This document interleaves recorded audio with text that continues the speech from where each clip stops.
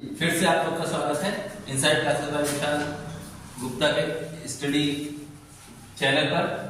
आज हम एक बात करेंगे इलेक्ट्रिसिटी का टॉपिक, जो कि है तो ये बेसिकली देखा जाए तो 10th क्लास में है और 12th में, दोनों में। तो बेसिक पार्ट की जानकारी आज हम यहाँ पे लेंगे। उसके पहले एक मोटिवेशनल कोट के साथ आपके क्लास को स्टार्ट करते हैं। जो कभी संघर्ष से परिचित नहीं होता, इतिहास गवाह है वो कभी चर्चित नहीं होता। इसका मतलब आपको जीवन में हमेशा प्रयत्न करना चाहिए। लाख बाधाएं आए, लाख कुछ भी आ जाए, लेकिन आपको उन बाधाओं को तोड़कर अपनी मंजिल को हासिल करना होता है। तो आते हैं सीधे टॉपिक पर। इलेक्ट्रिसिटी को हम हिंदी में कहते हैं वैद्युतिकी। वैद्युतिकी को हम दो पार्ट में जानते हैं। क्या होता है दो पार्ट में? एक पार्ट होता है आपका इलेक्ट्रोस्टैटिक्स, इसको स्थिर वैद्युतिकी कहते हैं। दूसरा जो होता है वो इलेक्ट्रोडायनेमिक्स होता है, इसको हम गतिज वैद्युतिकी कहते हैं। अच्छा, स्थिर वैद्युतिकी का मतलब क्या होता है? स्थिर वैद्युतिकी का मतलब होता है कि जो चार्ज होता है, जो आपका आवेश होता है, जो चार्ज होता है वो मोशन ना करे, अर्थात चार्ज जो है वो रेस्टिंग कंडीशन पर रहे। चार्ज एट रेस्ट, चार्ज जो होता है वो रेस्ट पर रहे। उसके बाद यहां पर चार्ज जो होता है, चार्ज एट मोशन, ये चार्ज क्यू जो होता है वो मोशन की कंडीशन पर है, अर्थात ये रेस्ट विरामावस्था में है और ये गति की अवस्था में है। जब आवेश स्थिर होता है, आवेश स्थिर जब होता है, पहले आवेश की बात कर दिया जाए। जो आवेश हमारा होता है चार्ज जो होते हैं वो दो टाइप्स के होते हैं।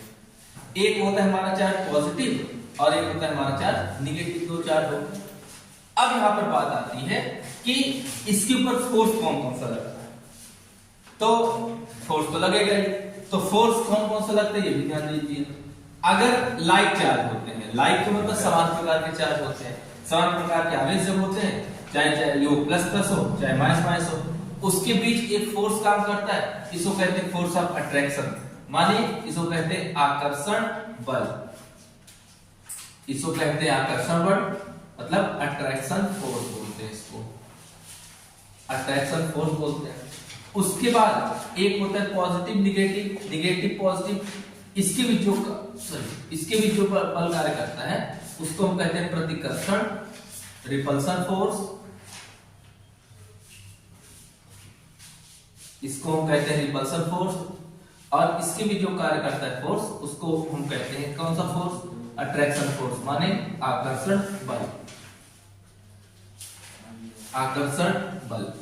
अब देखो जरा कि पॉजिटिव होते हैं, निगेटिव होते हैं चार्ज, अगर इसके बीच जो फोर्स कार्य करता है उसको हम कहते हैं प्रतिकर्षण बल। अर्थात प्रतिकर्षण माने ये दूर हट जाएगा, एक दूसरे से दूर हट जाएगा। और आकर्षण बल क्या होता है? अट्रैक्शन फोर्स इसको कहते हैं। एक ऐसा बल होता है जो आपस में चिपकने का काम करता है, जो एक दूसरे के करीब आता है।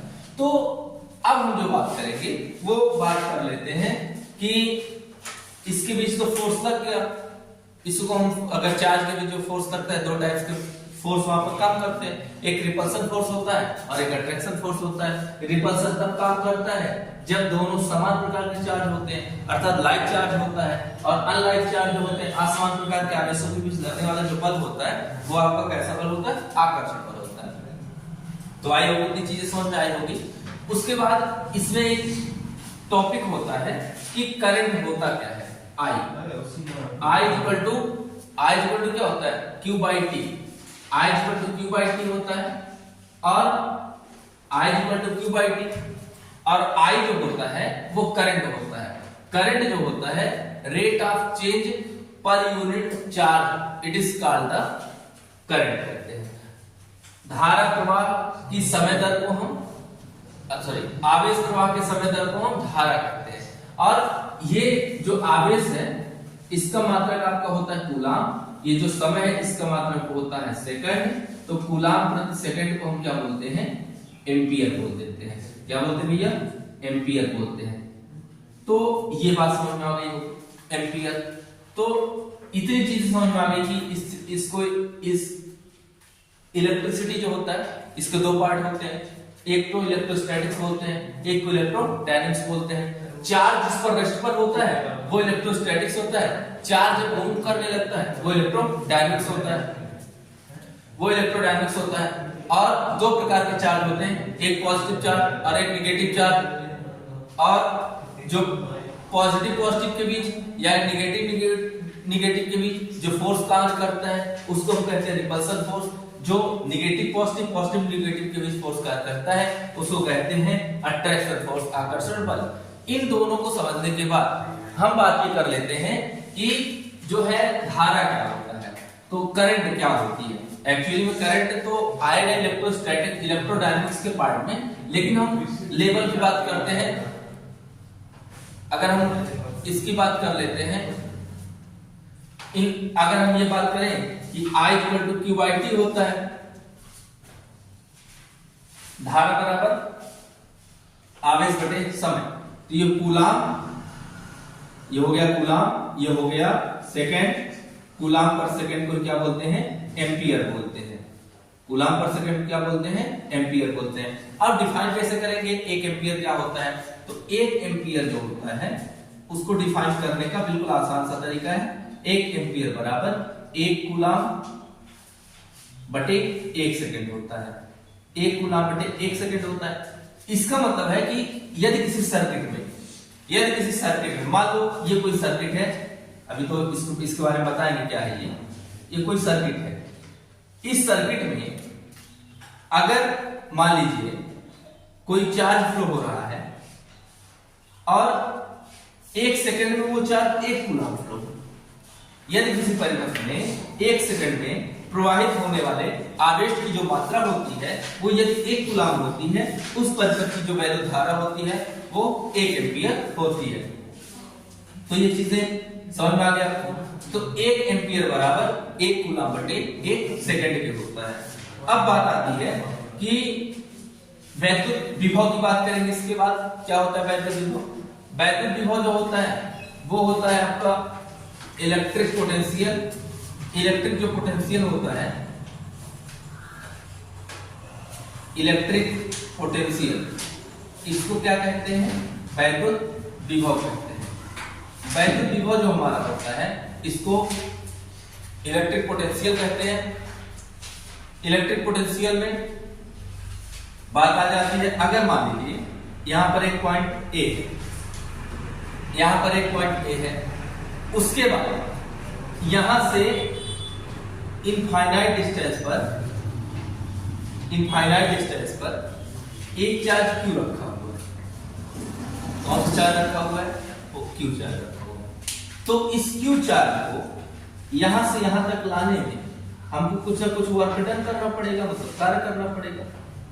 और यही जो होता है वो वैद्युत विभव होता है। इसका मतलब एकांक आवेश को अनंत से किसी बिंदु तक लाने में जो किया गया कार्य होता है उसे हम क्या कहते हैं, वैद्युत विभव कहते हैं। वैद्युत विभव को हम रिप्रेजेंट करते हैं V से। V इक्वल होता है W/Q, V इक्वल W/Q। और ये वर्क डन होता है, तो वर्क डन की यूनिट हम ले लेते हैं, क्या होता है इसका जूल होता है, कार्य का मात्रक जूल होता है। और उसके बाद इसका मात्रक क्या होता है, कूलाम, तो जूल प्रति कूलाम। जैसे कूलाम प्रति सेकंड को हम एम्पियर कहे थे, वैसे जूल प्रति कूलाम को क्या कहते हैं, वोल्ट कहते हैं। तो इसका यूनिट क्या हो गया, वोल्ट हो गया। अब सुनिए, इतना पॉपुलर चीज है ये। एक साइंटिस्ट थे वोल्टा जो है पतंग उड़ाने बहुत माहिर थे। जरा सुनिए, पतंग उड़ाने बहुत माहिर थे।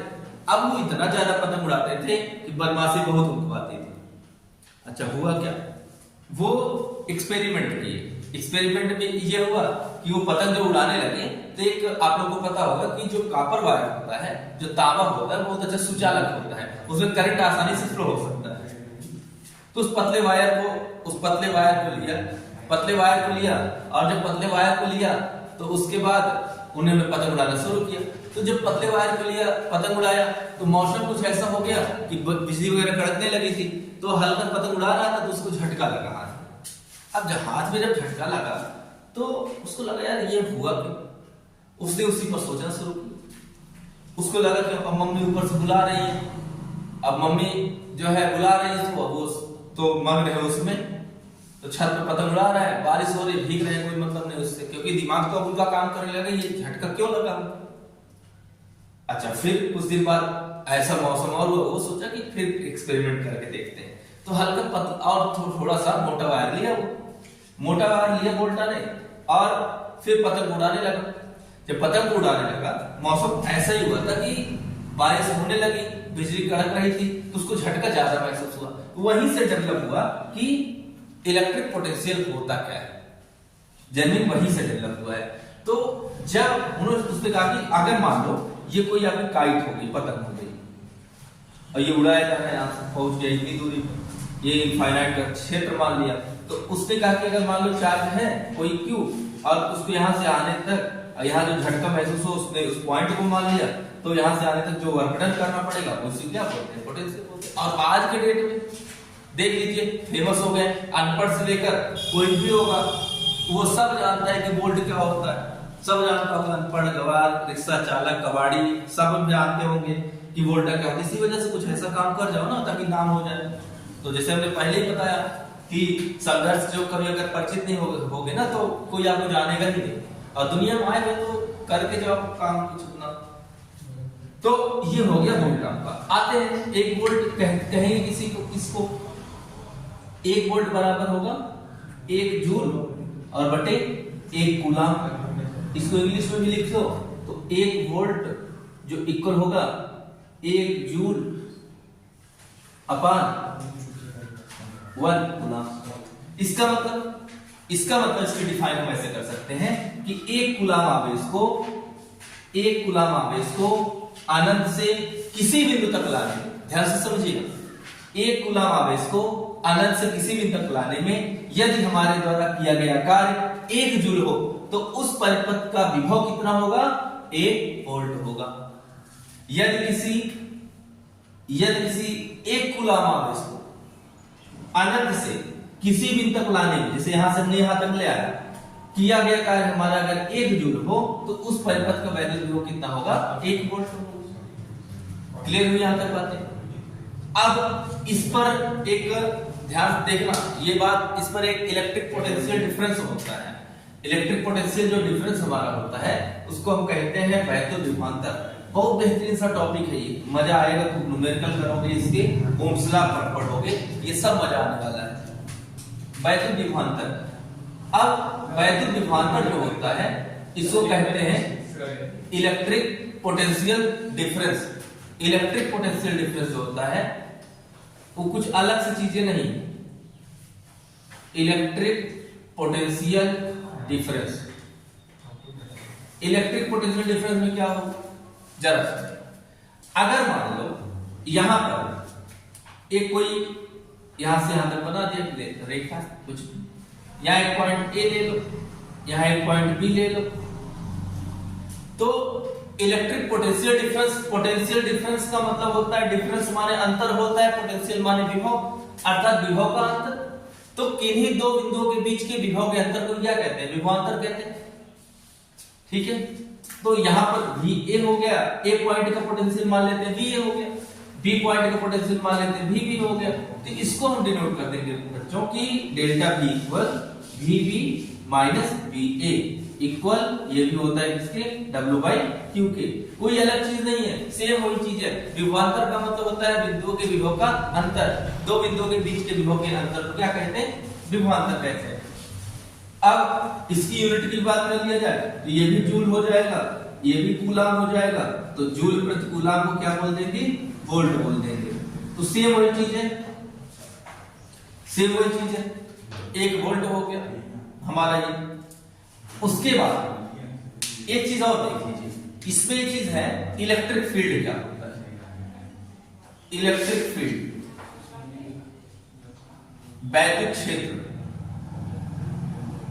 वैद्युत क्षेत्र। तो कोई भी चार्ज होगा, किसी भी आवेश के चारों ओर का वह क्षेत्र, किसी आवेश के चारों ओर का वह क्षेत्र जहां कोई अन्य आवेश आकर्षण बल या प्रतिकर्षण बल का अनुभव करता है। कुल मिलाकर हम ये कह सकते हैं कि किसी भी चार्ज के अराउंडिंग अगर कोई भी अनदर टाइप्स ऑफ चार्ज हो जाए, टाइप चार्ज तो दो ही प्रकार के होंगे, या तो नेगेटिव होगा या तो पॉजिटिव होगा। अगर कोई अनदर टाइप्स का चार्ज हो जाए और वो तब उसका उस पर जो फोर्स महसूस करे, या तो रिपल्सन का महसूस करे या तो अट्रैक्शन का महसूस करे, उसी को क्या कहते हैं? इलेक्ट्रिक फील्ड कहते हैं। जैसे मान लीजिए यहां पर आपका एक positive charge Q suppose that, इसके चारों तरफ यहां पर एक चार्ज क्या हमारा, मान लो यहां भी प्लस Q है। किसी आवेश के चारों ओर का वह क्षेत्र जहां कोई अन्य आवेश, अन्य का मतलब एक कोई दूसरा आवेश प्लस Q रख दिया गया, आकर्षण बल अथवा प्रतिकर्षण बल का अनुभव करता है। आकर्षण तब अनुभव करेगा जब ये दोनों डिफरेंट टाइप्स ऑफ चार्ज होंगे, प्रतिकर्षण तब करेगा जब ये सेम टाइप्स ऑफ चार्ज होंगे। सबसे पहले हमने ये आपको बताया। तो यहां पर इसके बीच जो फोर्स लगेगा इसको कहेंगे रिपल्सन फोर्स।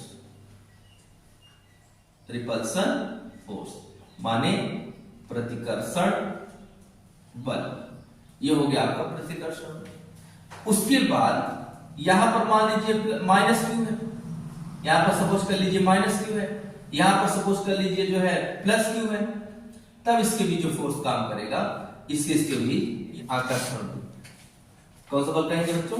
आकर्षण बल कहेंगे। और इसको इंग्लिश में कहते हैं क्या? अट्रैक्शन फोर्स कहते हैं। तो ये बात ध्यान दीजिएगा, अट्रैक्शन फोर्स क्या होता है, रिपल्सन फोर्स का कहां काम करता है, इसको तो बता चुके हैं। और फिर से आगे देखिए, अब इसमें जो सबसे वीआईपी टॉपिक आता है आपका most important for your board examination, चाहे वो इंटरमीडिएट का हो और चाहे वो हाई स्कूल का हो।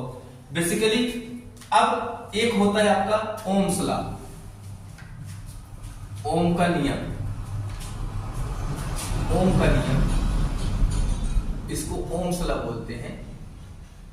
ओम ने यह बताया था कि किसी भी परिपथ में का जो वोल्टेज होता है उस परिपथ में बहने वाली धारा के समानुपाती होता है। परिपथ में बहने वाली जो धारा होती है वो वोल्टेज के समानुपाती होती है। इसका मतलब क्या है कि अगर वोल्टेज को बढ़ाएंगे तो करंट क्या होगा? ग्रो करेगा, वो भी बढ़ता जाएगा। डायरेक्टली प्रोपोर्शनल का मतलब यही होता है, समानुपाती का मतलब यही होता है कि एक को बढ़ाओगे तो एक घटेगा, दूसरा घटाओगे दूसरा भी क्या होगा? घटेगा। तो V प्रोपोर्शनल टू I हो गया, और इसको हटाने कांस्टेंट R को मल्टीप्लाई कर दें तो V इक्वल क्या हो जाएगा आपका? V इक्वल IR हो जाएगा। R क्या है? यहाँ पर एक कांस्टेंट है। R जो कांस्टेंट है इसको कहते हैं क्या? रेजिस्टेंस। क्या कहते हैं? रेजिस्टेंस कहते हैं, माने प्रतिरोध। अच्छा, प्रतिरोध का मतलब होता क्या? रोधक का मतलब होता है अवरोध पैदा करना। अवरोध पैदा करने का मतलब कोई काम हो रहा हो उसके बीच रुकावट पैदा करना। इसका मतलब है किसी परिपथ में अगर धारा बह रही हो उसमें प्रतिरोध लगा दो तो धारा में क्या आ जाएगी? रुकावट आ जाएगी। तो धारा के प्रवाह के मार्ग में जो रुकावट आती है उसे ही हम कहते हैं क्या? प्रतिरोध कहते हैं। उसे क्या कहते हैं? प्रतिरोध कहते हैं। वैद्युत धारा के प्रवाह के मार्ग में जो रुकावट आती है उसे हम क्या कहते हैं? वैद्युत प्रतिरोध कहते हैं। और प्रतिरोध को इस प्रकार से डिनोट करते हैं। ये है इसका नोटेशन। आई कुछ नोटेशन की बात कर लेते हैं। जैसे मान लीजिए ये आपका है, इसको हम क्या कहेंगे? सेल्फ। इसको कहेंगे सेल्फ। दो टर्मिनल होते हैं, एक नेगेटिव और एक पॉजिटिव। उसके बाद एक होता है, कई प्रकार के सेल को हम जब जोड़ देते हैं तो ये बन जाती है क्या? बैटरी। इसको बैटरी कहते हैं, इसको कहते हैं बच्चों बैटरी। उसके बाद ये आपका क्या होता है? इसको हम रेजिस्टेंस कहते हैं, इसको R से डिनोट करते हैं। It is denoted by R। इसको कहते हैं प्रतिरोध, रेजिस्टेंस हो गया। उसके बाद ये हमारा जो होता है, दोनों प्लेट जब समान होते हैं इसको कहते हैं क्या? क्या कहते हैं इसको? C, कैपेसिटर, संधारित्र। इसको बोलते हैं संधारित्र। उसके बाद एक होता है आपका रेओस्टाट बोलते हैं, धारा नियंत्रक। इसको RH कहते हैं, इसको धारा नियंत्रक बोलते हैं, रेओस्टाट। इसको क्या कहते हैं? प्रेरकत्व, इंडक्टेंस। तो ये नोटेशन है थोड़े से, ये आपको जानना बेहद जरूरी है। अब रेजिस्टेंस की बात कर ले। प्रतिरोध का जो मात्रक होता है R का मात्रक, R का मात्रक जो होता है वो होता है ओम। अरे वो ओम बहुत वाला ओम नहीं, ओम ये वाला ओम। और इसका नोटेशन इस तरीके से होता है, इसको कहते हैं।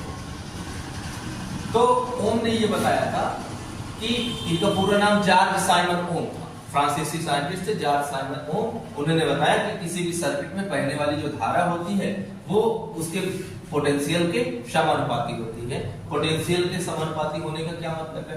धारा जो अगर किसी वोल्टेज को बढ़ा रहे हैं तो धारा बढ़ेगी, वोल्टेज घटाएंगे धारा क्या होगी? घटेगी। समानुपाती चिन्ह को हटाने के लिए एक नियतांक मल्टीप्लाई कर दिए, ये नियतांक आपका क्या हो गया? आर। आर को क्या कहते हैं? रेजिस्टेंस कहते हैं, प्रतिरोध कहते हैं। और प्रतिरोध का नोटेशन इस तरीके से हो गया, और इसका मात्रक क्या होता है? ओम होता है। आई होप ये समझ में आया होगा। अब एक इस पर बातें आती हैं कि जब कई कॉम्बिनेशन ऑफ रेजिस्टेंस हम बोलते हैं, कॉम्बिनेशन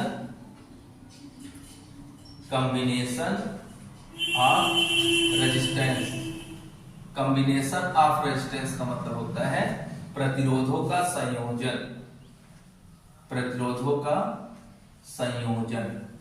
देखिए जो प्रतिरोधों का संयोजन होता है वो दो टाइप्स के होते हैं। एक टाइप्स आपका एक श्रेणी क्रम होता है, इसको सीरीज बोलते हैं, सीरीज, श्रेणी क्रम, श्रेणी क्रम इन सीरीज। और एक होता है समांतर, समांतर क्रम को बोलते हैं पैरेलल, इन पैरेलल। देखिए दो चीजें होती हैं कि समांतर क्रम और श्रेणी क्रम, ये दो चीजें हैं। इसके बाद इस पे आएगा एक मिश्रित क्रम आपका आता है, लेकिन दो की चर्चा आज हम करेंगे। आज हम दो की चर्चा करेंगे। पहले समझ लेते हैं श्रेणी क्रम होता क्या है। जैसे मान लीजिए श्रेणी क्रम और समांतर क्रम में क्या होता है कि अगर दो या तीन, चार, पांच, छह जितने प्रकार के रेजिस्टेंस हो, अगर मान लीजिए तीन रेजिस्टेंस एग्जांपल के तौर पर ले लीजिए, तीन रेजिस्टेंस ले लिए, इसका नाम दे दिए R1, इसका नाम दे दिया R2, इसका नाम दे दिए क्या? R3। एक बात और याद रखना कि श्रेणी क्रम में यहां मान लीजिए किसी चीज से जोड़ दिए, AC कोई अल्टरनेटिव करंट या वोल्टेज, अल्टरनेटिव वोल्टेज भी हम इसको जोड़ लिए। अगर ये नहीं समझ में आता आपको तो इस तरीके से लगा दो, किसी से भी जोड़। तो श्रेणी क्रम में बहने वाली जो धाराएं होती है ना वो समान होती है। श्रेणी क्रम होता क्या है? जब किसी पहले प्रतिरोध का दूसरा सिरा दूसरे प्रतिरोध के पहले सिरे से जुड़ा होता है, फिर दूसरे प्रतिरोध का दूसरा सिरा तीसरे प्रतिरोध के पहले सिरे से जुड़ा होता है, तो ये बनने वाला क्रम क्या होता है बच्चों? श्रेणी क्रम होता है। फिर उसके बाद ये वोल्टेज हमने लगा दिया। अब इसमें क्या होता है? श्रेणी क्रम में जो करंट हमारा होता है ना वो सेम होता है, करंट हमारा सेम होता है, लेकिन वोल्टेज जो होते हैं वो क्या होते हैं? अलग अलग होते हैं। तो हमने मान लिया कि जो R1 रेजिस्टेंस है इसका वोल्टेज V1, जो R2 रेजिस्टेंस है इसका वोल्टेज V2, और जो R3 रेजिस्टेंस है इसका वोल्टेज V3 मान लिया। ठीक है बातें। अब क्या होगा? अब हम निकाल लेते हैं कि पहले प्रतिरोध में, पहले प्रतिरोध पर विभव निकाल लेते हैं। पहले प्रतिरोध पर विभव कितना हो रहा है? अच्छा ओम के नियम समझा ले ना, V बराबर IR होता है। बोलो बात ठीक है, V बराबर IR। अच्छा V बराबर IR, तो अगर हम ये कर ले लेते हैं, चूंकि करंट तो हमारा इसमें भी I है, इसमें भी I है, इसमें भी I है, सब जगह I है। वोल्टेज V1 है, वोल्टेज V2 है, वोल्टेज क्या है? V3। तो वोल्टेज डिफरेंट है और हमारा रेजिस्टेंस डिफरेंट है, चार्ज सेम है। तो पहले का हो जाएगा V1 equal I R1, equation number 1 बना लेते हैं। उसके बाद दूसरे प्रतिरोध पर क्या निकालोगे? विभव। दूसरे प्रतिरोध पर विभव निकालोगे। पोटेंशियल ऑन सेकंड रेजिस्टेंस की बात कर लेते हैं, तो ये हो जाएगा V2 equal to I R2, equation number 2 बना लिए। फिर तीसरे प्रतिरोध पर विभव, तीसरे प्रतिरोध पर विभव निकालेंगे, तो ये क्या होगा? V3 equal I R3, equation number 3 बना लिया। अब क्या होगा? हम टोटल पोटेंशियल निकालेंगे, सभी के ऊपर टोटल पोटेंशियल कितना वर्क कर रहा, टोटल पोटेंशियल कितना काम कर रहा वो हम अब निकालेंगे। अब कुल विभव के लिए हम क्या करेंगे? तो कुल विभव हमारा हो जाएगा V equal V1 plus V2 plus V3। अच्छा एक बात बताओ कि ओम ने हमको क्या बताया था? ओम ने बताया था कि V इक्वल क्या होता है? IR होता है। V1 की वैल्यू रख लो, IR1, V2 की वैल्यू क्या रख लो IR2, V3 की वैल्यू क्या रख ले IR3। तो ये बातें क्लियर है, इजी है। अब IR इक्वल क्या हो जाएगा, IR से कॉमन कर लोगे R1 plus R2 plus R3। अब क्या कर दो, उड़ा दो मिसाइल की तरह, गायब हो गया IR। R इक्वल हमारा क्या आ गया R1 plus R2 plus R3। ये हमारा क्या आएगा, equivalent resistance for in series when jointed the three types of resistance. Clear है बातें? फिर से एक बार देखते हैं। सबसे पहली चीज तो प्रतिरोधों का संयोजन। प्रतिरोधों का जो संयोजन होता है वो दो प्रकार के होते हैं, एक श्रेणी क्रम होता है और एक समांतर क्रम होता है। श्रेणी क्रम क्या क्या मतलब है कि अगर किसी प्रतिरोध का दूसरा सिरा दूसरे प्रतिरोध के पहले सिरे से, दूसरे प्रतिरोध का दूसरा सिरा तीसरे प्रतिरोध के पहले सिरे से जुड़ा होता है, तो बनने वाला क्रम क्या होता है हमारा श्रेणी क्रम होता है। इसको इस तरीके से दिखा दिए। और एक बात और याद रखो बच्चों कि जो करंट फ्लो होगा ना वो हमारा सेम होगा, मतलब आई जो हमारा फ्लो होता है वो सेम रहेगा। और पोटेंशियल क्या होगा, सभी वोल्टेज सभी प्रकार के रेजिस्टेंस का पोटेंशियल अलग अलग होगा। तो पहले पर हमने क्या निकाल लिया, पहले पर हमने निकाल लिया कि पोटेंशियल कितना वर्क कर रहा, तो V1 इक्वल टू IR1। दूसरे पर निकाल लिए V2 इक्वल टू IR2। तीसरे पर निकाल लिए V3 इक्वल टू IR3। अब टोटल पोटेंशियल कितना वर्क कर रहा, तो V equal V1 plus V2 plus V3। ओम के नियम से हम जानते हैं तो V इक्वल IR होता है, ये होगा IR1, ये होगा IR2, ये होगा IR3। अब I यहाँ है, I यहाँ से कॉमन कर लिए, उसके बाद I से I मर गया, तो R इक्वल टू बन गया R1 plus R2 plus R3। Clear है बातें? इतना लास्ट में क्या लिख दोगे आप, लास्ट में ओम लिख दोगे। ओम क्या है, यूनिट है किसका, रेजिस्टेंस का। क्या बातें की जाए समांतर क्रम पर, ये नेक्स्ट पर बात की जाएगी। आज के लिए सिर्फ इतना ही रखते हैं। ध्यान रखिएगा, इसको बहुत अच्छे से 2 बार 3 बार देखिए, बोर्ड के दृष्टिकोण से बहुत ज्यादा महत्वपूर्ण है।